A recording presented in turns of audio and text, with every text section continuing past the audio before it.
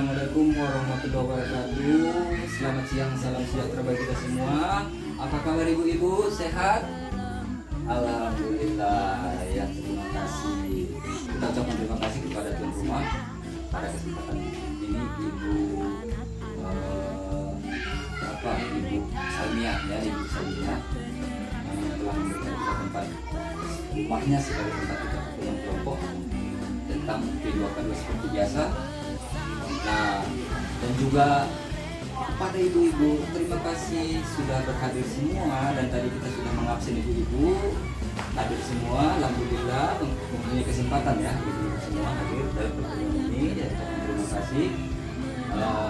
Dan sebelum kita mulai, alangkah baiknya kita berdoa dulu sesuai dengan kepercayaan kita masing-masing. Saya pimpin sendiri ya. Ya, berdoa mulai selesai. Baik ibu-ibu sekalian, sebelum kita masuk materi tentang perlindungan anak, kita pertemuan sebelumnya sudah melakukan materi-materi ya. Materi kita pada pertemuan sebelumnya masih ingat ibu-ibu tentang apa ibu-ibu? Ya, kesehatan dan gizi. Di situ masih ingat ibu-ibu apa kira-kira pembahasan kita? Bagaimana untuk mengembangkan gizi bagi ibu hamil, tempat pelayanan kesehatan. Iya betul ibu. Terima kasih bu, masih ingat. Dan itu sudah diaplikasikan bu bagi yang hamil. Iya, untuk bagi yang hamil. Ya, dan bagi yang sudah hamil juga ya, diingat-ingat. Supaya nanti satu saat hamil bisa diaplikasikan. Baik ibu sekalian, kita akan masuk sesi 11, pencegahan kekerasan dan perlakuan salah terhadap anak. Jadi supaya lebih semangat, kita split dulu ya. 1, 2, 3. Tepuk semangat. Semangat. Semangat. Semangat. Itu luar biasa ya. Baik, kita mulai bu ya. Pertama, pencegahan kekerasan perlakuan salah terhadap anak. Ya, jadi ibu-ibu, tujuan pembelajaran kita pada kesempatan ini adalah ibu harus mampu untuk melakukan ya pencegahan kekerasan dan perlakuan salah terhadap anak, termasuk pencegahan kekerasan terhadap anak istimewa, serta deteksi dini terhadap kekerasan seksual ya. Nah, jadi ibu-ibu, kita masuk poin pertama tentang pengertian anak ya. Apa? Ada yang tahu pengertian anak? Oke, baik. Pengertian anak, dengarkan ibu ya. Pengertian anak adalah seorang yang belum berusia 18 tahun.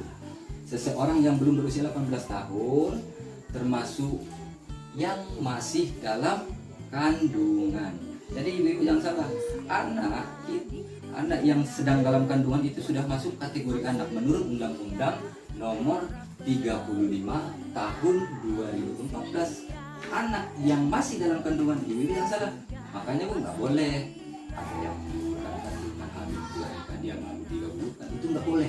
Kalau seandainya ketahuan ada yang melaporkan, ibu-ibu bisa dipidana. Mau dipidana bu? Iya, nggak ada yang mau. Ibu-ibu juga harus tahu itu hak-hak anak. Hak anak adalah hak yang melekat pada martabat manusia sebagai insan ciptaan Tuhan yang Maha Esa, yang sifatnya tidak boleh dilanggar oleh siapapun, dan yang salah dan yang seolah-olah merupakan suatu holy area. Tahu ya? Nah, hak anak dapat diartikan hak melekat atau asasi pada diri anak. Nah, pemberian Tuhan yang Maha Esa. Nah, hak ada sejak dilahirkan, bahkan saat di dalam kandungan, dan lain-lain sebagainya. Ya, baik ibu-ibu, poin berikutnya adalah ada 5 klaster ya, klaster hak-hak anak. Yang pertama adalah klaster 1, hak sipil dan kebebasan. Berpaham ibu-ibu hak sipil ya dan kebebasan. Yang kedua adalah klaster 2 adalah lingkungan keluarga dan pengasuhan alternatif. Nanti akan saya jelaskan ya bu ya, apa itu maksudnya daripada lingkungan keluarga dan pengasuhan alternatif. Nah, seterusnya adalah kesehatan dan kesejahteraan dasar. Seterusnya ibu-ibu, pendidikan, waktu luang dan kegiatan budaya. Dan yang terakhir adalah langkah-langkah perlindungan khusus. Nanti akan saya jabarkan semua ini juga agar ibu paham semua tentang apa 5 hak klaster ini. Baik, selanjutnya ibu-ibu sudah paham kira-kira sampai di sini dulu materi kita? Sudah paham? Ya, oke, baik Bu. Dan terusnya 31 hak anak yang harus dipahami oleh ibu-ibu PTN. Lalu ya, yang pertama bermain, kedua berkreasi, berprestasi, berhubungan dengan orang tua, apabila terpisahkan, ya. Seterusnya bebas beribadah sesuai agamanya, dan masih banyak lagi Bu, ya, dan lain-lain sebagainya. Nah, terkait dengan perlindungan itu anak-anak memiliki hak, ya, perlindungan, ya. Yang pertama itu pribadi, dari tindakan penangkapan sewenang-wenang. Mereka itu memiliki hak untuk yang terkait dengan perlindungan, memiliki perlindungan, nggak boleh sembarangan Bu, karena mereka punya hak yang sudah diatur dalam Undang-Undang Nomor 35 Tahun 2014. Nah, dari perampasan kebebasan, dari perlakuan kejam, hukuman dan perlakuan tidak manusiawi, mereka itu memiliki 31 hak semua, baiklah hak perlindungan, mulai dari bermain. Ya, udah paham Bu? Paham. Mana semangatnya? Iya, semangat. Ya, sekali lagi, semangat. Ya, Bu, semangat. Baik Bu, kita masuk ke poin selanjutnya tentang pengertian kekerasan terhadap anak. Kekerasan terhadap anak adalah setiap perbuatan terhadap anak yang berakibat timbulnya kesengsaraan atau penderitaan secara fisik, mental, seksual, psikologis, termasuk penelantaran dan perlakuan buruk yang mengancam integritas tubuh dan merendahkan martabat anak. Nah ini Bu, ini ada di peraturan tentang PP dan PA, peraturan perlindungan perempuan dan perlindungan anak nomor 2 tahun 2010 tentang PPKTA. Nah, ini sudah diatur dalam undang pengertian kekerasan terhadap anak. Apabila misalnya kita melanggar ini, pasti kita akan kena sanksi pidana Bu. Baik, seterusnya itu tentang pengertian kekerasan terhadap anak, ya. Setiap perbuatan yang mengakibatkan penderitaan baik fisik, ya, psikis, seksual dan sosial terhadap anak. Nah, itu pengertian kekerasan. Perlakuan salah, ini Bu seperti gambar ya kan. Ini apa yang dipegang bapaknya ini? Ikat pinggang. Berarti tujuannya untuk mencabut si anaknya ikat pinggang. Itu kekerasan fisik yang bisa mengakibatkan penderitaan yang fatal kepada saya. Tidak boleh. Jangan. Kalaupun kita marah kepada saya, usahakan jangan dilampiaskan dengan kekerasan. Yang boleh. Kalau ada nanti yang melapor kepada kami sebagai pendamping, saya sebagai pendamping ibu melakukan kekerasan sebagai KPMPK, saya akan proses ini. Kami pendamping nggak boleh, karena anak ini adalah aset bangsa, generasi penerus kita, generasi emas. Nah, baik. Perlakuan salah, maksudnya ini adalah segala bentuk perlakuan yang tidak sepatutnya dilakukan oleh orang-orang yang diberi tanggung jawab, ya, termasuk orang tua, ya. Nah, dan mempunyai kewajiban untuk memelihara dan merawat anak yang dapat berpotensi merugikan, sementara atau permanen melukai atau menimbulkan kecacatan, bahkan dapat mengancam jiwa seorang. Itu paham Bu?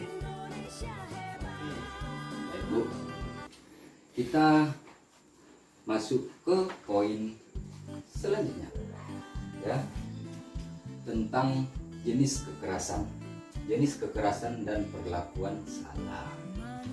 Jenis kekerasan dan perlakuan salah pengertiannya adalah secara fisik dulu, ya. secara fisik, ya, secara fisik. Perbuatan yang dilakukan oleh seseorang yang mengakibatkan rasa sakit, jatuh sakit atau luka pada tubuh anak, ya, itu perbuatan secara fisik. Terusnya Bu, psikis.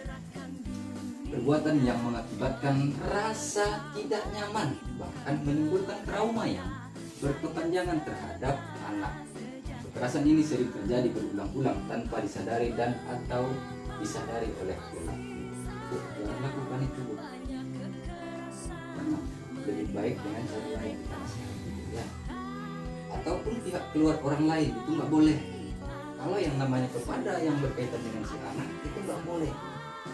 Bisa dipidana karena sesuai yang saya sampaikan tadi, bahwasanya anak-anak tidak bisa sembarangan karena anak-anak dilindungi oleh undang-undang. Nomor berapa, Bu? Iya, tepuk tangan. Nomor 35 tahun 2014. Tepuk tangan dulu untuk Ibu Siska. Ya, kita kasih tepuk apa dulu? Tepuk salut. Tepuk salut.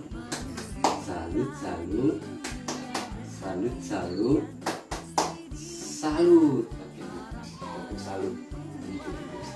Masih ingat? Berarti Bu, ini betul-betul perhatikan. Baik, selanjutnya adalah kembali kepada materi kita. Ya. Perlakuan salah, ya, dari fisik, psikis, dan juga seksual. Perbuatan yang mengakibatkan rasa tidak nyaman, bahkan menimbulkan trauma yang berkepanjangan terhadap anak. Kekerasan ini sering terjadi berulang-ulang tanpa disadari dan atau disadari oleh pelaku. Ini Bu, jenis tadi. Yang seterusnya adalah contoh kekerasan. Contoh kekerasan kepada si anak seperti yang di sini. Ya, tidak. Nah, ini contohnya kekerasan fisik. Tadi kan pengertiannya. Ini contoh kekerasan fisik. Ini memukul si anak, mengejar si anak dengan membawa alat pemukul, tangan, memukul, mencubit, dan menampar, menendang, dan lain-lain sebagainya. Dan seterusnya adalah psikis, memolototi dengan mata yang begitu besar, mendekatkan kepada si anak, mengatakan anak bodoh. Siapa ibu-ibu, ayo, siapa yang sering lakukan hal seperti itu pada si anak? Ya, rata-rata ibu-ibu ini melakukan hal seperti itu. Sering di rumah terjadi seperti itu. Kalau si anak ada sedikit salah, iya, ibu-ibu harus berpanjang karena itu berpengaruh memang hidupnya si anak. Nah, seterusnya adalah membanding-bandingkan, membenci anak, sasaran kemarahan, dan lain-lain. Tidak menemukan atau di rumah oleh anakmu, harapanmu, ya. Terakhir adalah seksual. Ini contoh kekerasan seksual. Contohnya adalah ini sering terjadi di luar sana. Ya, pantatnya, mohon maaf ya Bu ya, pantatnya itu termasuk contoh kekerasan kepada kekerasan seksual. Nah, terusnya mohon maaf ya Bu ya, bukan ini apa ya, alat kelamin diraba-raba, terusnya payudara diremas-remas, dan dipaksa melakukan oral seks, diperkosa atau disodomi. Kalau lebih detail akan saya jelaskan. Dijual ke mucikari dan sebagainya. Itu kekerasan yang harus kita antisipasi untuk ibu. Baik ibu-ibu,